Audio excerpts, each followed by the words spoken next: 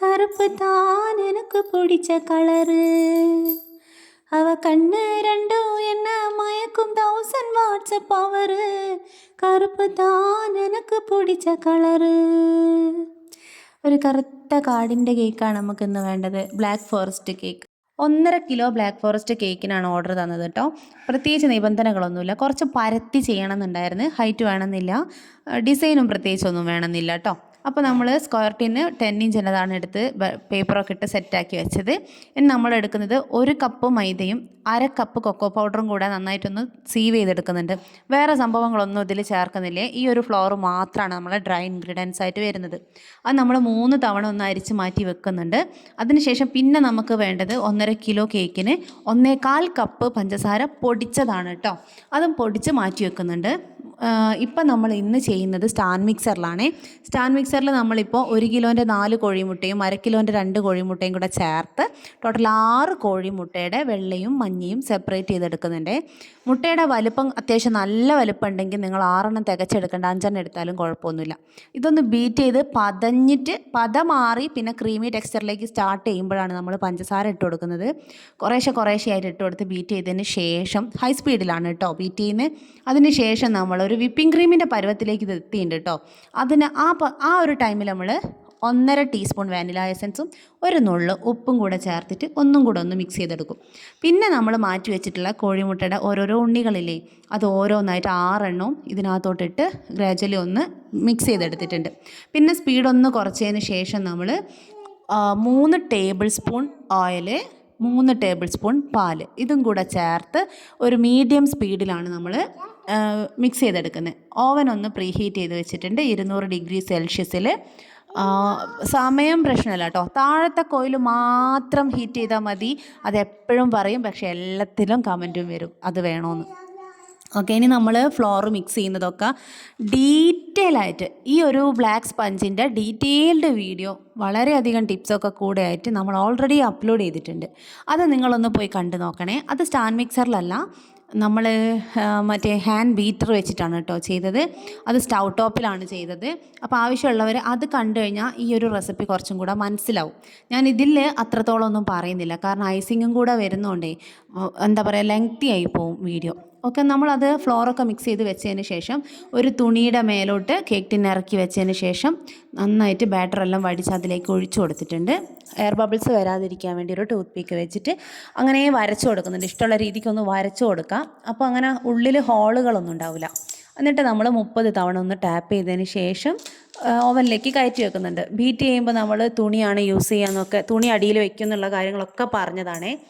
ഇനി നമ്മൾ 160 degree സെൽഷ്യസിൽ set ചെയ്തിട്ട് 40 മിനിറ്റ് ഓണാക്കിയിട്ട് പോയ ഞാനാ. പക്ഷേ നിങ്ങൾക്കിപ്പോൾ കണ്ടില്ലേ, ഒരു 1/4 മണിക്കൂർ കഴിഞ്ഞപ്പോൾ കറണ്ട് പോയിട്ട് പിന്നെ വന്നത് 1/4 മണിക്കൂർ കഴിഞ്ഞപ്പോഴാണ് കേട്ടോ. പിന്നെ ഞാൻ ഈ കേക്കിനെ മനസ്സിനെ അങ്ങ് വിട്ടു, ഇത് സക്സസ് ആവില്ല. പക്ഷേ ഉണ്ടല്ലോ, 40 മിനിറ്റ് കറക്റ്റ് കഴിഞ്ഞിട്ട് ഞാൻ വെറുതെ വന്ന് നോക്കിയതാ എന്താണ് ഇതിനുള്ളിലത്തെ അവസ്ഥ. പക്ഷേ ആ സമയത്ത് അത് കറക്റ്റ് ബേക്കായി.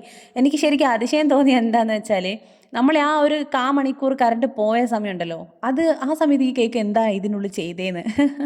കാരണം എന്താണെന്ന് വെച്ചാൽ സാധാരണ നമ്മൾ എങ്ങനെയാണോ ബേക്ക് ചെയ്തിട്ട് കിട്ടുന്നത് അതേപോലെ കേക്ക് കിട്ടിയിട്ടോ. ഞാൻ ശരിക്കും വണ്ടർ അടിച്ചു പോയി. എന്താണെന്ന് വെച്ചാൽ ആ ഒരു ചൂടെല്ലാം ഓവൻ്റെത് പോയി. ഓവൻ്റെ ചുറ്റിലും തൊട്ട് നോക്കുമ്പോൾ തണുത്ത് കിടക്കുന്നുണ്ട്. അത്രയും ചൂട് പോയിട്ടുണ്ട്. 1/4 മണിക്കൂർ കൊണ്ട് അത്യാവശ്യം തണുപ്പല്ല, ആ ചൂട് മൊത്തം പോയിട്ടുണ്ട്. എന്നിട്ട് വീണ്ടും മൂപ്പര് അത് പ്രീ ഹീറ്റ് ആവാണ്ട് അതെനിക്ക് ഭയങ്കര അതിശയം തോന്നി കേട്ടോ. എന്തോ നടക്കട്ടെ. അപ്പോൾ അത് മനസ്സിലായില്ലേ, എന്നാലും കുഴപ്പമില്ല എന്നുള്ളത്. ഇനി നമ്മൾ സിറപ്പ് റെഡിയാക്കാൻ വേണ്ടിയിട്ട് ഒരു പാത്രത്തിലോട്ട് മിൽക്ക് മെയ്ഡ് ഒഴിക്കുന്നുണ്ട്. അതിന് പ്രത്യേകിച്ച് കണക്കൊന്നും ഞാൻ വെക്കാറില്ല കേട്ടോ. ഒരു കപ്പിന് അളവ് പറയുകയെന്ന് വെച്ചാൽ, 1 കപ്പ് സിറപ്പാണെന്നുണ്ടെങ്കിൽ 1/4 കപ്പിലും കുറച്ച് മിൽക്ക് മെയ്ഡ് മതിയാവും. ഒരു മീഡിയം മധുരമൊക്കെ ആണെങ്കിൽ അങ്ങനെ മതിയാവും. അപ്പോൾ മിൽക്ക് മെയ്ഡിൻ്റെ ബോട്ടിൽ തീർന്നുകൊണ്ട് അടിയിലുള്ളതൊന്നും ഇങ്ങോട്ട് വരുന്നില്ല. അതുകൊണ്ട് കുറച്ച് തിളച്ച വെള്ളം ഒഴിച്ച് ഇളക്കി നോക്കിയപ്പോൾ പെട്ടെന്ന് ഇങ്ങ് പോകുന്നുണ്ട് കേട്ടോ. ഇനി നമ്മൾ പുതിയ മിൽക്ക് മെയ്ഡിൻ്റെതൊക്കെ പൊട്ടിച്ച് നമ്മൾ ആ ഒരു ഇതിലേക്ക് വേണ്ട പാലും മിൽക്ക് മെയ്ഡും കൂടെ ഒഴിച്ച് മിക്സ് ചെയ്ത് വെക്കുന്നുണ്ട്. ഈ സമയത്ത് നിങ്ങൾ യൂസ് ചെയ്യുന്നവരാണെങ്കിൽ, എസൻസ് യൂസ് ചെയ്യുന്നവരാണെങ്കിൽ ചോക്ലേറ്റ് എസൻസ് ഊറ്റിക്കുക കേട്ടോ. ഞാൻ ചെയ്യാറില്ല. ഇത് എന്താണെന്നറിയോ, നമ്മൾ മുന്നേ ചെയ്തൊരു കേക്കിൻ്റെ ചോക്ലേറ്റ് ഗനാഷാണ്. അത് ഞാൻ ഇതുപോലൊരു പാത്രത്തിൽ അടച്ചിട്ട് ഫ്രീസറിൽ സൂക്ഷിച്ചത് കൊണ്ടാണ് ഒന്നും പറ്റാതിരിക്കുന്നുണ്ട്. അത് ഞാനിപ്പോൾ ചൂടുവെള്ളത്തിലോട്ട് ഇറക്കി വെച്ചിട്ടുണ്ട് മൂടി തുറന്നതിന് ശേഷം. എന്നിട്ട് നമ്മൾ ഈ കേക്കിനെ, നമ്മളെ പറ്റിച്ച കേക്കിനെ ഒന്ന് കട്ട് ചെയ്തെടുക്കുകയാണ്. സ്ക്വയർ കേക്ക് കട്ട് ചെയ്യുമ്പോൾ കുറച്ചൊന്ന് ശ്രദ്ധിക്കണം കേട്ടോ. 4 മൂലയിൽ നിന്ന് സെൻറ്ററിലേക്ക് 4 വശത്ത് ആക്കാം. 4 മൂലയിലാണേ പറഞ്ഞത്, 4 സൈഡിൽ നിന്നല്ല. സൈഡിൽ നിന്നാകുമ്പോൾ നമുക്ക് തെറ്റുപറ്റും. അപ്പോൾ 4 സൈഡിൽ നിന്നും സെൻറ്ററിലേക്ക് വരുന്ന രീതിയിൽ കട്ട് ചെയ്തതിന് ശേഷം ഒന്ന് വട്ടത്തിൽ ചുറ്റിച്ചെടുക്കുമ്പോൾ പെട്ടെന്ന് കിട്ടും. ഇനി നമ്മൾ ഇതിനകത്തോട്ട് മിൽക്ക് സിറപ്പ് ഒഴിച്ചു, ക്രീം ഇട്ടു, അതിന് മേലെ ഗനാഷ് ഒഴിച്ചിട്ടുണ്ട്, മിൽക്ക് മെയ്ഡ് ഒഴിച്ചിട്ടുണ്ട്, ചോക്കോ ചിപ്സ് ഇട്ടിട്ടുണ്ട്. ഇത്രയാണ് നമ്മൾ ഫില്ലിങ്സ് ആയിട്ട് കൊടുത്തേക്കുന്നത്. എന്നിട്ട് ഇത് തന്നെ വെച്ചാൽ 2 ലെയറല്ലേ ഉള്ളൂ, കുറച്ച് പരത്തി ചെയ്തതല്ലേ, അങ്ങനെ അതെല്ലാം കൂടെ ചെയ്ത് സെറ്റാക്കി. വെച്ചാൽ സ്ക്വയർ കേക്ക് നമ്മൾ കുറച്ചൊന്ന് പ്രാക്ടീസ് ചെയ്താൽ മാത്രമാണ് പെർഫെക്റ്റ് എഡ്ജിലേക്ക് കിട്ടുള്ളൂ എന്നാണ് ഞാൻ വിചാരിക്കുന്നത്. അപ്പോൾ അതിൻ്റെ ടിപ്സ് എന്തെങ്കിലും വേണമെന്നുണ്ടെങ്കിൽ നമുക്ക് ഒരു സ്ക്വയർ കേക്ക് പിന്നെ എപ്പോഴും ചെയ്യുമ്പോൾ ഡീറ്റെയിൽ ആയിട്ട് പറയാം. കാരണം ആ കോർണർ സെറ്റ് ചെയ്യാൻ ഞാൻ എടുക്കുന്ന കുറച്ച് പണികളുണ്ട്. പക്ഷേ എന്നാലും എൻ്റെത് അത്ര വലിയ പെർഫെക്റ്റ് ആണെന്നൊന്നും എനിക്ക് തോന്നാറില്ല. എന്നാലും കുഴപ്പമില്ല, വലിയ കുഴപ്പമില്ലാത്ത രീതിയിൽ. പിന്നെ ഇത് ഞാൻ അധികം ഫിനിഷ് ചെയ്യാത്തത് എന്തുകൊണ്ടാണെന്ന് വെച്ചാൽ ഇതിനകത്തോട്ട് നമ്മൾ റഫായിട്ടുള്ളൊരു ഡിസൈനാണ് കൊടുക്കുന്നത്. വെച്ചാൽ എൻ്റെ മനസ്സിൽ ഒരു ഐഡിയയും വന്നില്ല കേട്ടോ എന്ത് ചെയ്യും എന്നുള്ളത്. അപ്പോൾ നേരവും ഇല്ല. അതുകൊണ്ട് ഞാൻ എന്ത് ചെയ്തു എന്ന് വെച്ചാൽ നമ്മളെ മഞ്ഞ് കട്ടയുടെ രഹസ്യം എന്ന് പറഞ്ഞിട്ടൊരു ഷോർട്ട് വീഡിയോ, അതൊരു 3.5 ലക്ഷത്തിലധികം ആൾക്കാർ കണ്ടൊരു വീഡിയോ ആണ്. ആ മെത്തേഡ് ഇതിലേക്കും അപ്ലൈ ചെയ്തു. എന്നുവെച്ചാൽ ഫ്രീസറിൽ വെച്ചിട്ടുള്ള കോമ്പൗണ്ട്, ചോക്ലേറ്റ് കോമ്പൗണ്ട് എടുത്തിട്ട് ഇത്രയും ചെറിയ ഗ്രേറ്ററിൽ വെച്ചിട്ട് വേണം കേട്ടോ ഗ്രേറ്റ് ചെയ്യാൻ വേണ്ടിയിട്ട്. എന്നാൽ മാത്രമാണ് ഇങ്ങനെ ഒരു പൊടി പോലെ, പൗഡർ പോലെ നമുക്ക് കിട്ടുള്ളൂ. അത് വലിയ ഗ്രേറ്ററിൽ വെച്ചാൽ വലുത് കിട്ടുന്നേ ഉള്ളൂ, വേറെ കുഴപ്പമൊന്നുമില്ല. കുറച്ച് ഫോക്സ് ബോൾസും വെച്ച് കൊടുത്ത് ഷുഗർ ബോൾസും ഇട്ടിട്ട്, പിന്നെ പ്രത്യേകിച്ച് ഞാനൊന്നും ചെയ്യാൻ നിന്നില്ല. എൻ്റെ മോള് ഹാപ്പി ബർത്ത്ഡേ വെച്ചു, കുട്ടീൻ്റെ പേരെഴുതി കൊടുത്തു. ഇത്രയാണ് ചെയ്തിട്ടുള്ളൂ. ഇത് ഹസ്ബൻഡിൻ്റെ ഫ്രണ്ടിൻ്റെ മോൻ്റെ ബർത്ത്ഡേക്കാണ് കേട്ടോ. അൻവിൻ എന്ന് പറഞ്ഞിട്ട് ഒരു ലതീഷേട്ടൻ്റെ മോൻ്റെ പിറന്നാളിന് വേണ്ടിയിട്ടാണ്, ലതീഷ് അപർണ. അവർ നമ്മുടെ അടുത്ത് മുമ്പും കേക്ക് വാങ്ങിച്ചിട്ടുണ്ട്, നല്ല ഫീഡ്ബാക്കും തന്നിട്ടുണ്ട്. അപ്പോൾ ഇങ്ങനെ ഒരു ഹാപ്പി ബർത്ത്ഡേ ടോപ്പർ അതിൻ്റെ മുകളിൽ വെച്ച് കൊടുത്തിട്ടുണ്ട്. പിന്നെ കേക്കിൻ്റെ പേരെഴുതുന്നതിനെക്കുറിച്ച് കുറേ ആൾക്കാർ ചോദിച്ചിട്ടുണ്ട്. അതിലൊരു മെത്തേഡ് ഞാനിപ്പോൾ പറയാം. ഇതുപോലൊരു ചെറിയ പാക്കറ്റ് ഫോണ്ടൻറ്റ് വാങ്ങിക്കാൻ കിട്ടും. അതായത് ഇതുപോലത്തെ കുപ്പികളിൽ അടച്ച് വെച്ച് പുറത്ത് വെച്ചാൽ മതി, ഫ്രിഡ്ജിൽ വെക്കണ്ട. ഇങ്ങനെ ചപ്പാത്തി കോല് വേണം, കുറച്ച് കോൺഫ്ലോർ വേണം, അത്രയൊക്കെ മതി. അങ്ങനെയൊന്നും ഉണ്ടെങ്കിൽ പിന്നെ ഇത് നമ്മളെ എഡിബിൾ പെന്നാണ് കേട്ടോ. ആ പെന്ന് വെച്ചിട്ട് നമുക്ക് എഴുതാം. അതായത് ഇതിൻ്റെ കളർ നമ്മളെ വയറ്റിലെത്തിയ പ്രശ്നമൊന്നുമില്ലാത്ത ടൈപ്പ് പെന്ന്, അങ്ങനത്തെ പെന്ന് വാങ്ങിക്കാൻ കിട്ടും. അല്ലാന്നുണ്ടെങ്കിൽ നിങ്ങൾക്ക് ഞാൻ പറഞ്ഞുതരാം എങ്ങനെ എഴുതാന്നുള്ളത്. ഇനിയിപ്പോൾ ഈ ഒരു ഫോണ്ടൻറ്റിനെ നമ്മളൊന്ന് കുഴച്ചെടുക്കുന്നുണ്ട്. ഫസ്റ്റ് തൊടുന്ന സമയത്ത് കുറച്ച് സ്റ്റിക്കി ആയിട്ടാണ് ഉണ്ടാവുക. ആ ഒരു ഒട്ടലൊക്കെ പോവണമല്ലോ, അതിന് വേണ്ടിയിട്ട് കോൺഫ്ലോറിൽ കൈ തൊടുക. എന്നിട്ട് നമ്മൾ ചപ്പാത്തി അതാ പരത്തുന്ന സമയത്ത് പറ്റാതിരിക്കാൻ വേണ്ടിയിട്ട് പൊടിയിട്ട് കൊടുക്കുന്നില്ലേ, അതേപോലെ തന്നെ പറ്റുന്ന സമയത്ത് പൊടിയിടുക. അതന്നെ, വേറെ പരിപാടിയൊന്നുമില്ല. അങ്ങനെ പൊടിയിട്ട് കണ്ണ് പൊടിയിട്ട് ഞാനിതാ പരത്തിക്കൊണ്ടിരിക്കുന്നുണ്ട്. എന്നിട്ട് ഈ പരത്തിയ സാധനത്തിനെ നമുക്ക് അതിൻ്റെ മുകളിൽ എന്താണെന്ന് വെച്ചാൽ ആ പരത്തിയ സമയത്ത് തന്നെയാണ് ഞാൻ എഴുതി വെക്കൽ കേട്ടോ. തൽക്കാല നേരത്താണ് ഞാൻ സാധാരണ ചെയ്യാറ്. പക്ഷേ കുറച്ചൊരു ടെൻഷനൊക്കെ ഉള്ള ആൾക്കാർ, നല്ല പെട്ടെന്ന് ഫ്ലുവൻ്റായിട്ട് എഴുതാൻ പറ്റാത്ത ആൾക്കാരാണെങ്കിൽ ഇതുപോലെ ഒരു കണ്ടെയ്നറിൽ നമുക്ക് കുറച്ചൊരു എന്താ പറയുക, മറ്റേ പൊടീൻ്റെ പേരെന്തേനും, കോൺഫ്ലോർ, ആ സംഭവം ഒന്ന് വെതറിയതിന് ശേഷം അതിനകത്തിട്ടിട്ട് അടച്ച് വെക്കുമ്പോൾ കുറച്ച് സമയം കഴിഞ്ഞ് എടുത്ത് വെക്കുമ്പോൾ അതൊന്ന് സ്റ്റിഫായിട്ടുണ്ടാവും. തലേന്നൊക്കെ അത് ചെയ്ത് വെച്ചാൽ അടിപൊളിയാട്ടോ. അപ്പോൾ അത് നല്ല ഉറച്ച് വരുമ്പം എഴുതാൻ എളുപ്പമാണ്. അല്ലാതെ എഴുതുന്ന സമയത്ത് ചിലപ്പോൾ ഇതിങ്ങനെ ഒരു ചളിയിലൊക്കെ ആയ പോലെ ഇങ്ങനെ കളിക്കും. ഇനി നമുക്ക് ഇതിനകത്തോട്ട് കളറ് ചേർക്കണം. കളറ് ചേർക്കാൻ കളറ് ചേർത്തിട്ട് സൂക്ഷിക്കുന്ന ഫോണ്ടൻ്റ് ഈ ഒരു പരുവത്തിലാണ് ഉണ്ടാവുക. അതിനെ നമ്മൾ കുറേ നേരം ഇങ്ങനെ ചെയ്ത് കഴിഞ്ഞാൽ സോഫ്റ്റായിട്ട് കിട്ടും കേട്ടോ. അയ്യോ, പണി തന്നല്ലോ വാവേ.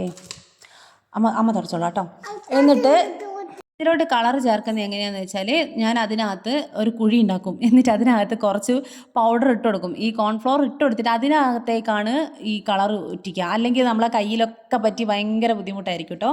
അപ്പം ഞാനിതാ ഇങ്ങനെ കളർ ഉറ്റിച്ചതിന് ശേഷം നമ്മൾ അതിനെ ഒന്ന് എന്താ പറയുക, നീട്ടി വലിച്ച് കുഴച്ച് പരത്തി ഇഷ്ടമുള്ള രീതിക്ക് ഒന്ന് അതിനെ ആക്രമിച്ച് കഴിയുമ്പോഴത്തേക്കും അത് ഫുൾ എല്ലായിടത്തും കളർ സെറ്റാവും. ആ കളർ സെറ്റായിട്ട് അതിനെ പരത്തിയതിന് ശേഷം പരത്തുന്ന സമയത്ത് സ്റ്റിക്കി ആവുമെന്ന് തോന്നുകയാണെങ്കിൽ എടുക്കുക, വീണ്ടും പൊടിയിടുക, എന്നിട്ട് വീണ്ടും പരത്തിയതിന് ശേഷം നമുക്ക് ഇഷ്ടമുള്ള ഷേപ്പിൽ അതിനെ കട്ട് ചെയ്തെടുക്കാം. അപ്പോൾ കത്രിക കൊണ്ട് കട്ട് ചെയ്യുക, എന്തുകൊണ്ട് വേണമെങ്കിലും കട്ട് ചെയ്യുക, ഒരു പ്രശ്നമില്ല. ഇതുപോലത്തെ കട്ടറുകൾ ഇഷ്ടംപോലെ വാങ്ങാൻ കിട്ടും. അപ്പോൾ ഇതിലേത് കട്ടർ വെച്ചിട്ട് നിങ്ങൾക്ക് കട്ട് ചെയ്യാം കേട്ടോ. അപ്പോൾ ഞാനിപ്പോൾ തൽക്കാലം ഒരു സിമ്പിൾ റൗണ്ട് കട്ടർ എടുത്തിട്ട് അതിനെ കട്ട് ചെയ്ത് വെച്ചു. ബാക്കിയുള്ളത് നമ്മൾ ആ കുപ്പിയിൽ തന്നെ എടുത്തിട്ട് അടച്ചു വെച്ചു. അതിനൊരു കുഴപ്പമില്ല. റൂം ടെമ്പറേച്ചറിലാണെങ്കിൽ വെക്കുന്നത്, ഫ്രിഡ്ജിൽ കൊണ്ടുപോയി വെക്കണ്ട.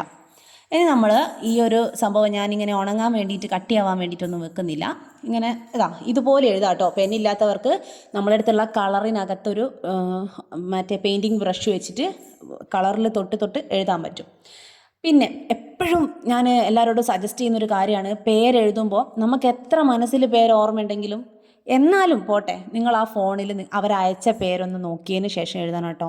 പക്ഷെ നമുക്ക് എപ്പോഴും ഒരേ മൈൻഡ് ആയിരിക്കില്ല, ചിലപ്പോൾ തെറ്റിപ്പോവാൻ സാധ്യത വളരെ കൂടുതലാണ്. പേര് തെറ്റിയാൽ എല്ലാം പോയി. ആ പേര് ഞാൻ എഴുതി കൊടുത്തതിന് ശേഷം ഒരു ഹാർട്ട് ഷേപ്പ് എടുത്തിട്ട് ജസ്റ്റ് പ്രസ് ചെയ്ത് അടയാളം വരുത്തുന്ന മാത്രമേ ഉള്ളൂ കേട്ടോ. അതിന് മുകളിലോട്ട് അങ്ങനെ കുഴിയായിട്ട് ഉണ്ടാക്കുന്നൊന്നുമില്ല.